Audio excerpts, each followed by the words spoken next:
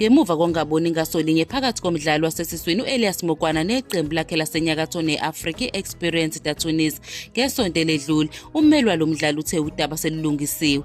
Izindaba zibika ukuthi uMokwana ojoyine i-Experience esuka kuSekhukhune United ngo-Agasti ukhulume nommeli wakhe uKabelo Mashego ukuthi uzolishiya iqembu uma kungalungiswa isimo.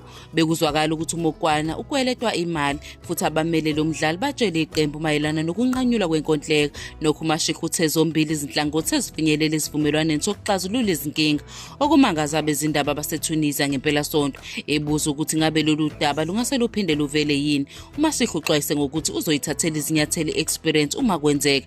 Cha, sikubeke kwacaca ukuthi ngeke kuphinde kwenzeke lokho futhi sizosebenzisa imithetho ngaphandle kwesaziso uma kuphinda kwenzeka okufana nalokho, uchaza ummeli. NgoLwesihlanu siludingidile lolu daba neqembu sakwazi ukufinyelela esivumelwaneni. Iqembu selilungisile, okusho ukuthi selilandela imigomo yenkontileka.